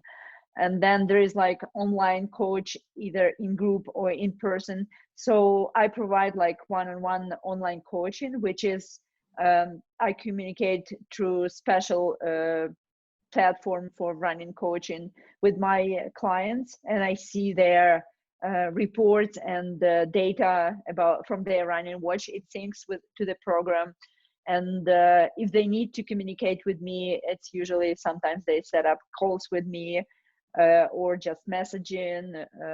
So I coach people only online. So the conversations you have between you and your coach and you and your clients, are they similar, or what would be the difference between those calls? It just depended on what clients I have and what goals I have. So I coach people like with different goals. Some people want to just I don't know, learn how to run. Right. Some people want to get faster on 5K. Some people are training for marathon, and different people have different questions. So I would say that I don't have as experienced runners as I am that I coach. So I coach people more of a beginner or like intermediate level. Right. For now. So I guess I may have different kind of questions that my athletes would have to me. But I do still have some questions. So how does it work if someone wants to get in touch with you with the and wants to seek out your coaching? I mean, what would you take them through? What would sort of they expect? What would they have to expect, and what would you sort of start them off with? I'm not sure I really got the question. Can you say it again? So if someone contacts you, hey, hi, Liubov, I'm a new runner. I don't know how to run, or I busted my knee and now I got to start running again. I want to start running again. What do I do? What's the process? Got it. What can you help me do to get me running, since you're in Colorado and I'm in, I don't know, pick a place, Saudi Arabia? Right. So usually people who contact me, they do know that I work online, that I provide online services, because they do contact me via Instagram mostly, sometimes email, to my website. And so I would ask like what their goals, I would like to see how committed they are, what do they want to achieve, and if it makes sense for me to help them. If I'm like see myself as a qualified person, is it my scope of practice to help them? Right. And then if everything in initial conversation works, and they they would be interested in working with me, then I would send them questionnaire with a set of questions like about their running background and which days works for them, what their goals, and just their readiness for exercises. Do they have like any issues with their health? And then they would have also like to sign waiver.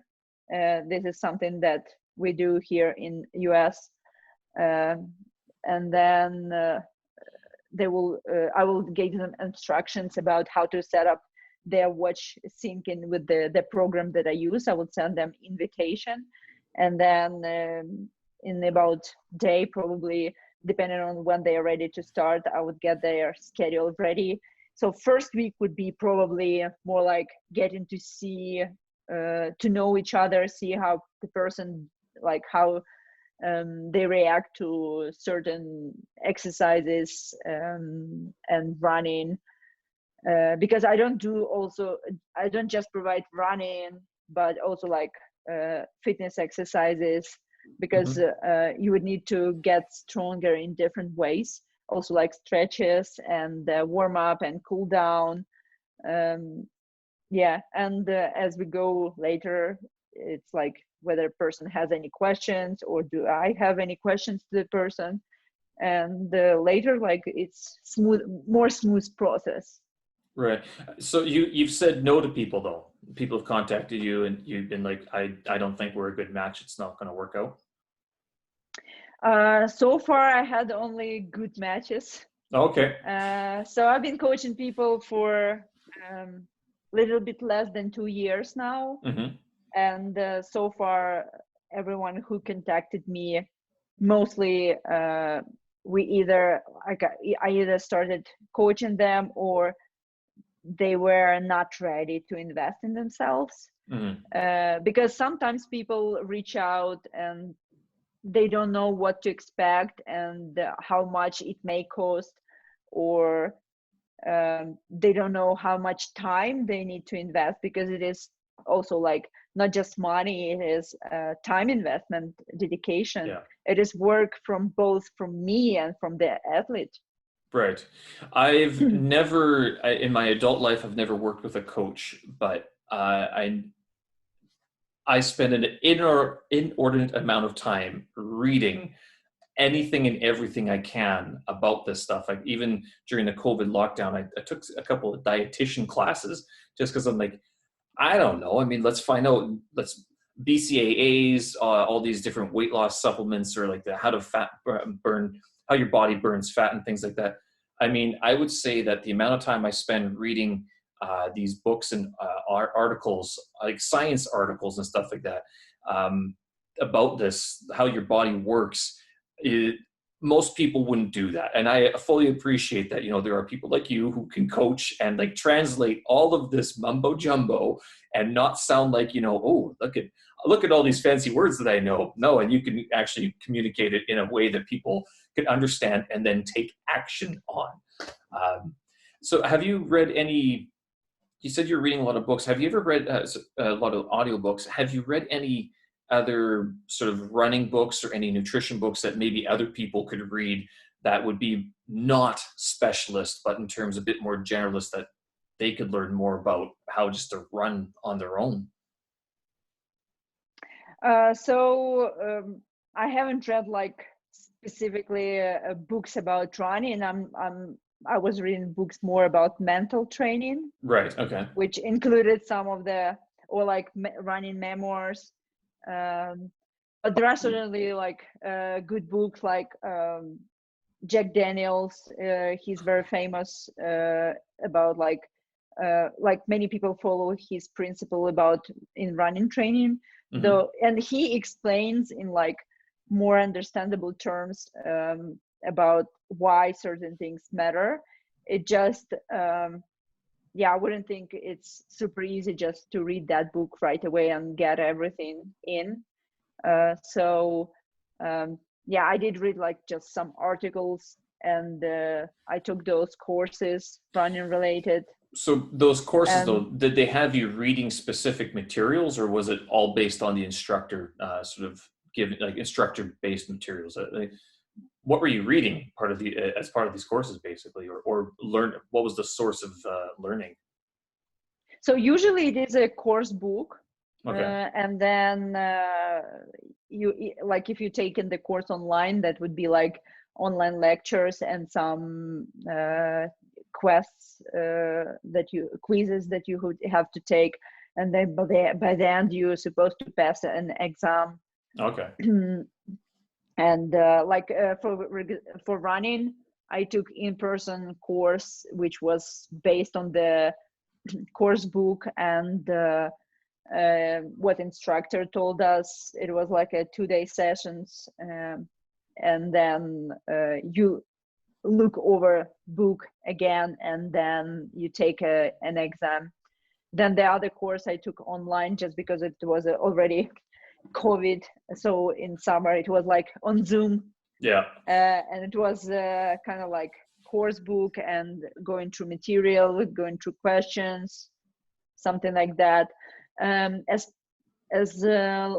long as about nutrition,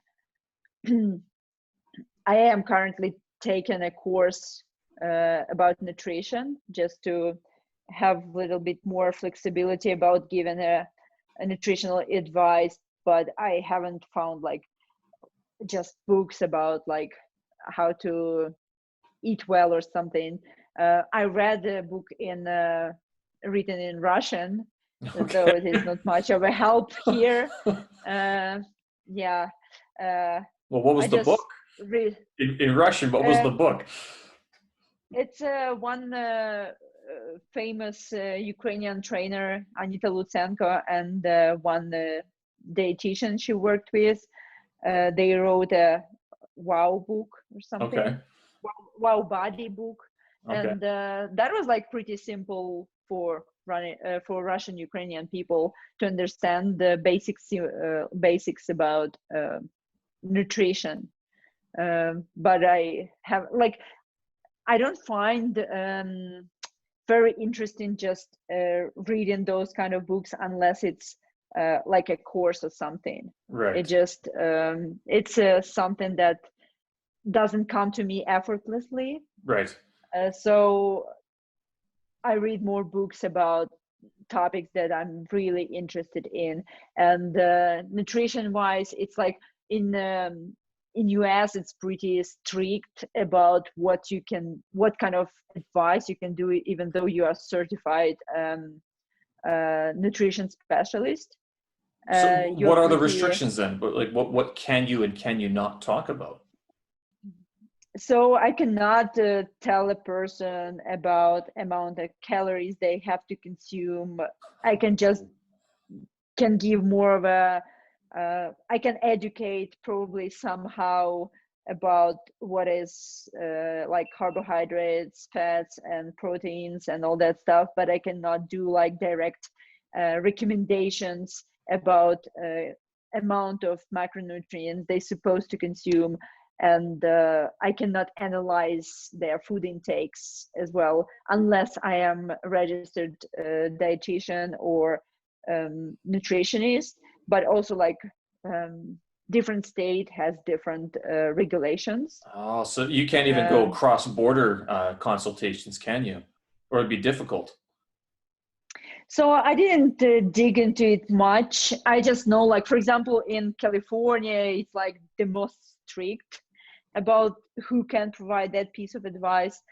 Um, in like Texas, it's a little bit different. In Colorado, it's more easier, but also like people here are um, very selective about their scope of practice. So you don't want to like talk about what you're not specializing in. Right. And so I am more of a um, running coach. This is my personal trainer. So I can specialize in this and I can talk about that.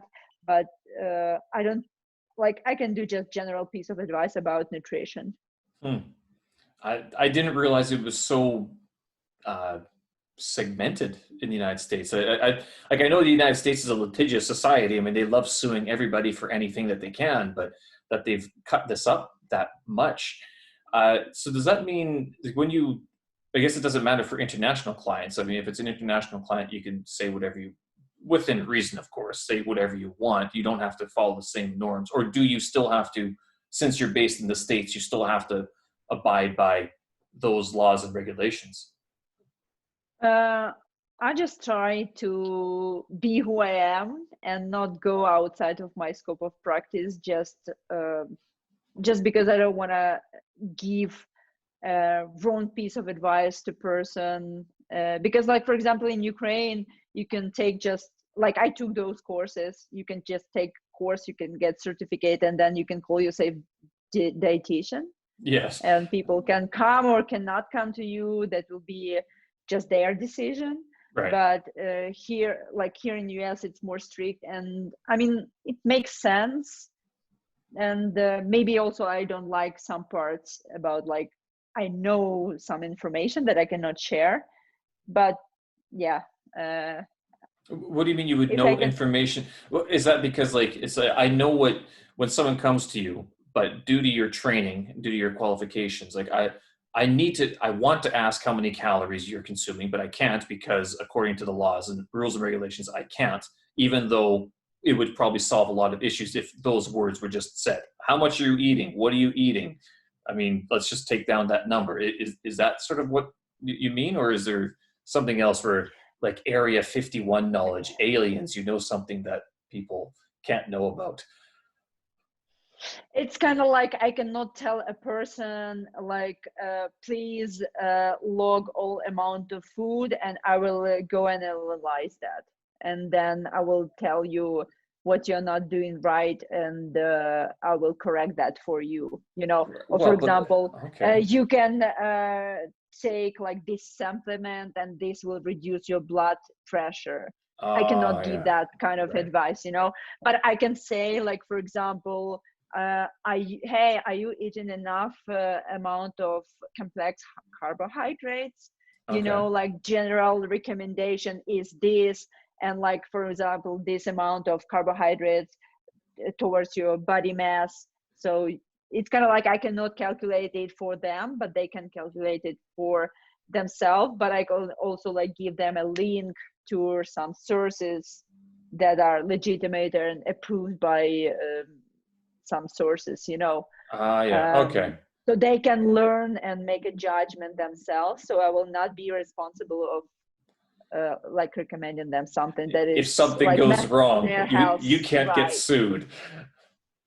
Okay, Yeah, yeah. probably that. So for example, I have a athlete that did ask some kind of my nutrition recommendation, and I gave her general recommendations, and she followed them. But right now she's working with a nutritionist who like gives her like the table, like what and how, and then she just asked me like, okay, what do you think like level of activity I do, so like which of that plan would work for me the best. And I'm like, okay, you are having like this kind of load, probably like that picture would work for you the best, so you could follow and listen to your nutritionist, because that Okay. person who specializes on that. Oh, I see. So you have to work with someone who's certified as a nutritionist to talk about nutrition. Yeah. Yeah. Okay. So I mean, the whole spreadsheeting of your food intake, it seems like the most natural thing to talk about anyway, because it's like, well, what are you eating? I mean, if you because basically to drop weight, you have to be in a calorie deficit of some sort, and there's two ways to get into it. Either you eat less or you work out more. I mean, it's basically those two, that combination. Or if you did combine them, then it'd be a lot easier. But it sounds like you know information I can tell you, but I can't officially. I can't tell you, but that's good at least that you know that information. Um, so if people want to get in touch with you, how do they get in touch with you to find out more about your coaching and what you sort of offer as a running coach and not nutritionist, performance enhancement specialist, running coach? So it is either my website or my Instagram. So the like Instagram usually it's the best way to communicate with me, but also like my website, there are like the form that you could send and my email. Some people contact me that way, but mostly they just will reach out to me via Instagram. They would send me direct message. Hey, I see that you are coaching. Like, can you tell me more about your coaching and your style and what do you like ask of your athlete or something? Uh, I have two more questions. One, one of your blog posts was about cryo care. You took some sort of cryotherapy, right? You Cryotherapy, right? Okay, is this at all effective? I've heard some people talk about it. Then I hear people talk about, using heat and doing heat therapy, like going to a sauna. What's the difference between just taking a hot and cold shower and, going into a sauna and doing cryotherapy or whatever? So Not cryotherapy. cryotherapy, so for example, cryotherapy versus a cold shower, it's you wouldn't stay there more than 3 minutes, like Oh, at okay. all. So it is sub-zero temperatures, like super cold. It's like I'm not sure what is in Celsius. It's like minus 121, minus 150 Fahrenheit. Okay. Probably like it's super cold, but it's kind of like not like, to me, I'd say it is not as stressful and painful as you would go into the cold shower. Really? And also like It just because it's dry, it's a different feel. It's kind of like Okay. that you are going outside in the winter and you would stay a few minutes, it would be fine, Huh. and then you will get warm again. Um, it's kind of like takes all of the like bloodstream away from your like muscles, and then it's restarts it again. And people who tend to have like some injuries, that might be helpful. And also like it speeds up recovery. So because like each workout, it would be like a little stress, but Mm. also like when you train a lot, you want to recover faster, Right. so you would train more efficiently.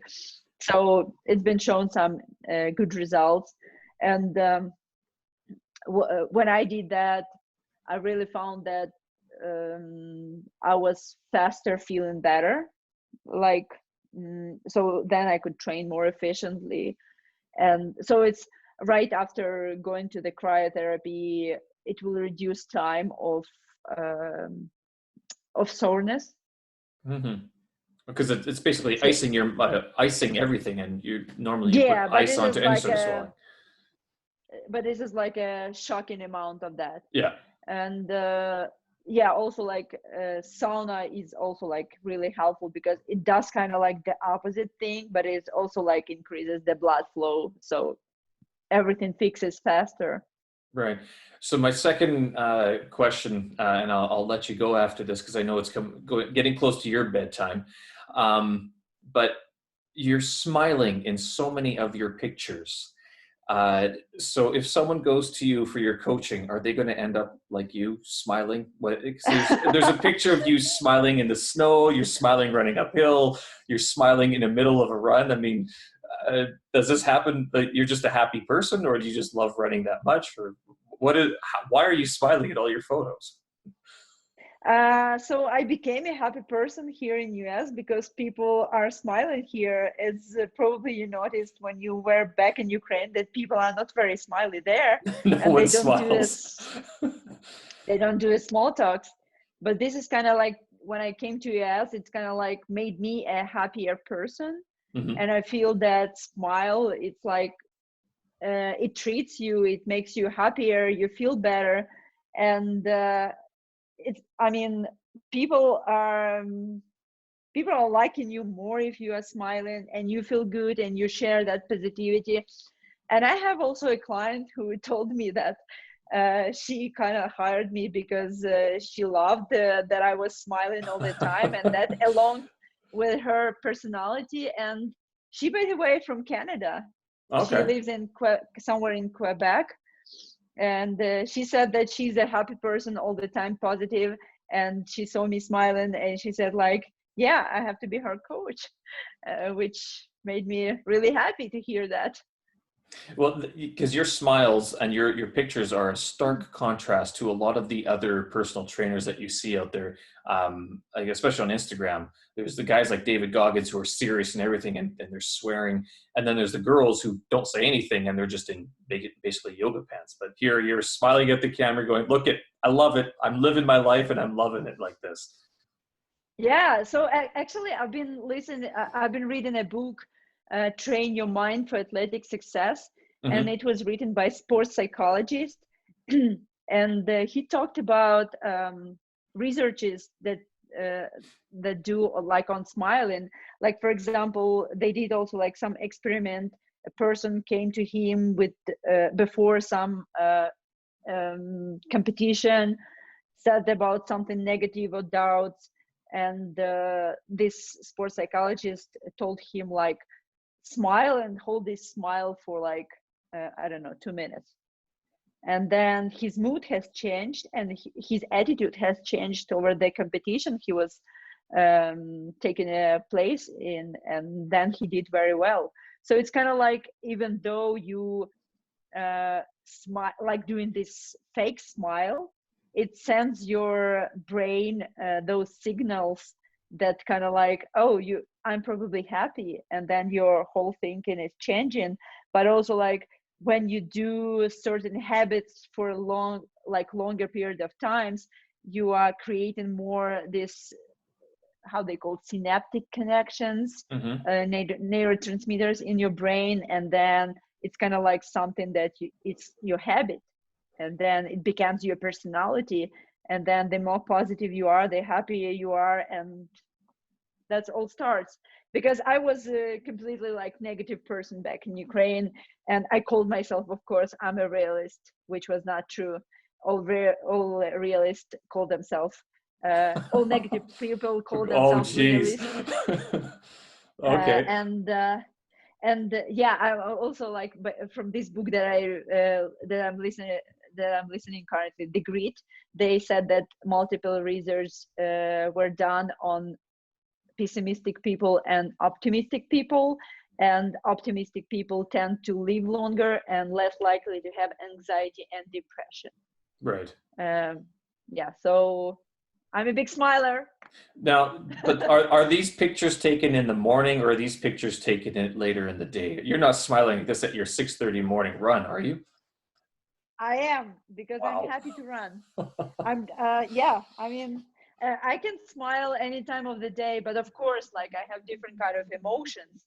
It just, I'm trying to change everything on positive whenever I can, or when I've experienced bad emotions, I just let them go, and I don't know, journal, and watch something positive to get back my positivity on track. All right. All right. Because when you get, yeah. Go ahead. When you get what? Yeah, if you get into negative cycle, you can get stuck, and then it's hard to get back from that. Yeah. So I'd rather not to get there. And that can happen with people who get injured as well. I've noticed that a lot of the usually it's the young women who get injured here in China. They're like, oh, I can't. It's too hard. I hurt my knee or something. And then all of a sudden it's like, well, if I can't do this now, then I'll never be able to do it. Like, no, you got to find out. You got to think yourself beyond that injury. You got to think, yes, I can do this. I will be able to do it, and just figure out how to make it work, sort of thing. So. Liubov, thank you very much.